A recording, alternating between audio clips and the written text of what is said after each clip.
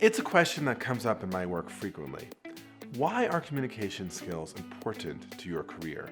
So you're the best at fill in the blank. Maybe you're the best chef, or the best doctor, or best scientist, or best mechanic, or ice skater. Congratulations to you. You have mastered your craft. But what should you be aware of? Stay tuned. Because if you want to take that mastery and turbocharge it to career success, then this video is for you.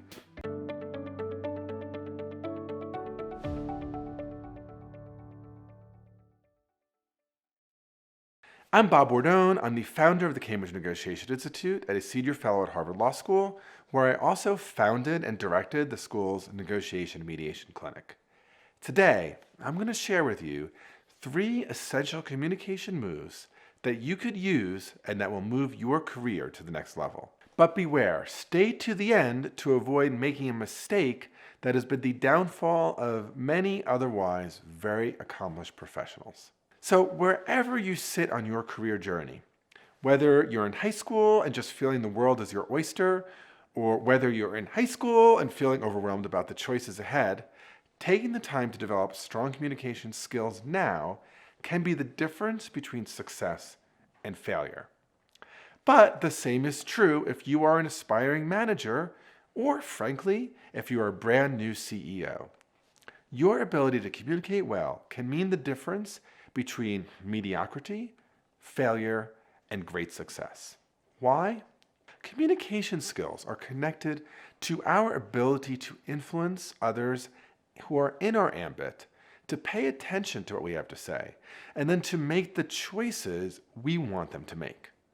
And in this sense, communication skills are similar to negotiation skills.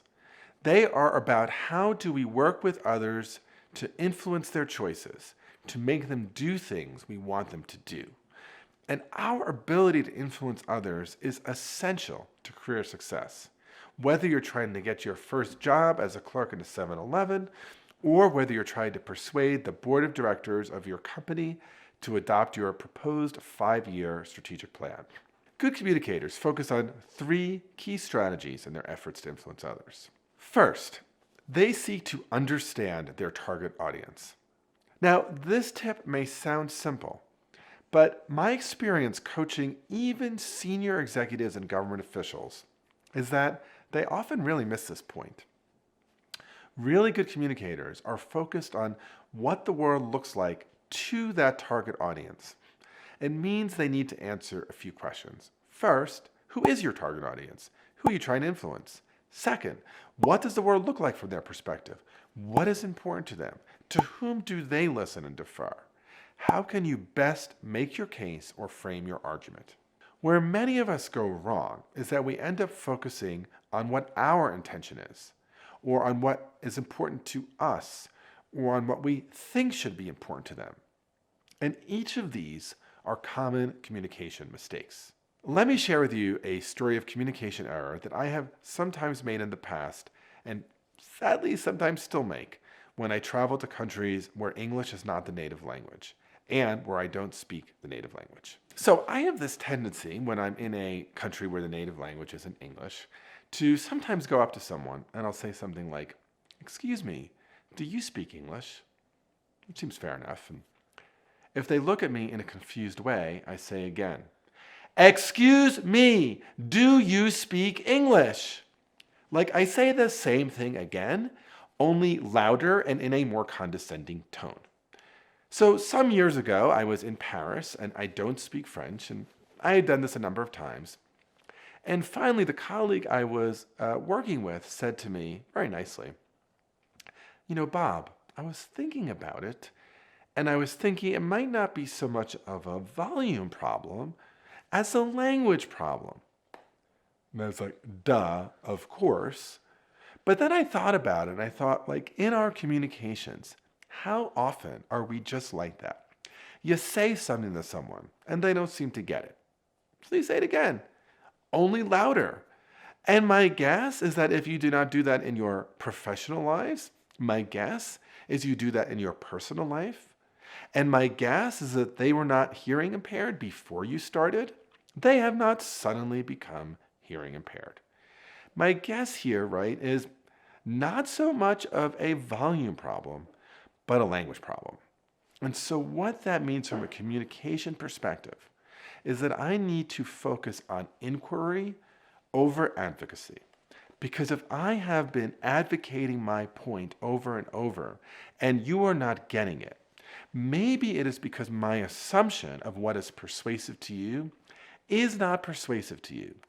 And the only way I will know what is persuasive to you is if I really get curious and ask you lots and lots of questions.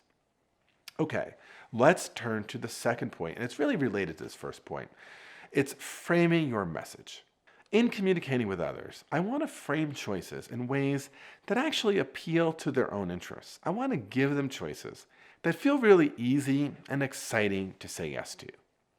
So the most successful communicators, the most successful influencers, the most successful negotiators, whether they are trying to persuade you to vote for them or to buy something for them or to give them a job, they're people who frame the opportunity in ways that just make yes flow from the tongue. Years ago, I wrote a multi-party negotiation simulation for my students. I still use this simulation. In this imaginary situation, which I actually wrote before the COVID pandemic, participants in the simulation were appointed to a special CDC advisory panel. And in the simulation, a deadly global pandemic had hit the nation. And the CDC had come up with an experimental antidote. But the problem was within the confines of the simulation, there were 7 eligible candidates for the drug, but only 3 doses of the drug. And so the task of the students in the class were to decide or to negotiate which 3 of the 7 candidates would get the drug. So when I first began running this exercise, I would tell the students, you need to decide which 3 of the 7 candidates will receive the drug and the others will unfortunately die. When I'd receive feedback from the students, they would say things like, I really learned a lot about joint decision making, but gosh, I found the context depressing and sad. I just hated killing people. So then I decided to make the tiniest shift in the way I framed the exercise. I started to say, you have an amazing opportunity in this exercise. You and your colleagues can save 3 lives by dint of the decision you will make today. The result? Students, of course, still learned about group decision making, but they'd also say, what an amazing opportunity to save lives, or gosh, I felt so empowered to make a difference.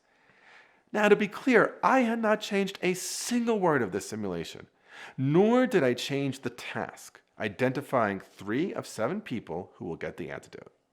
But what I did change was the framing. Instead of framing the choice in terms of death mitigation, I framed it as one of saving lives. And since most people would prefer to be in the business of saving lives over death mitigation, the entire emotional experience of the students shifted. So in my case, I'm a pretty slow learner, but I came to this through trial and error.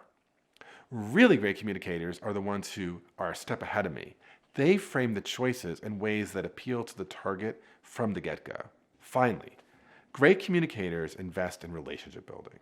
So a key communication skill related to career success will connect with your ability to build strong relationships with others. I can't underestimate the importance of building relationships when it comes to careers. There are at least 2 ways of building relationships, and I've seen one work extremely well and the other backfire. Let me explain. Those who build relationships on purely transactional grounds, because maybe they're reading a book or watching a video like this, really can only go so far. They'll probably see some success because efforts at relationship building do get rewarded, but over time these people will reach a ceiling. Why? Because others in their ambit will typically suss out someone whose interest in a relationship doesn't go beyond what can you do for me now. Those who are more successful at relationship building are those whose interest in others around them is sincere and genuine. When the impetus for building a relationship is deeper than what can you do for me now, it shines through. And so my advice here is that before focusing on interpersonal skills, you need to do the internal work to get to a place where you genuinely really care, where what is motivating you to build relationships comes from a place of authenticity, a place of seeing the dignity and value of others in your ambit. And when you possess that internal quality, it will show. I work with an organization that has more than doubled its staff over the last 6 years. It's gone from 4,000 to 8,000 employees in that time. And if its growth continues as planned, within 5 years, it will have 16,000 employees. When I speak with employees at this organization, they all talk about their CEO. Apparently, he sits in the cafeteria with the rest of the staff. While he can't know 8,000 names, everyone describes him as someone who is interested in learning and meeting and getting to know everyone's names. In all my years working with this organization, and it's been more than a decade, I have never heard a bad word mentioned about this person.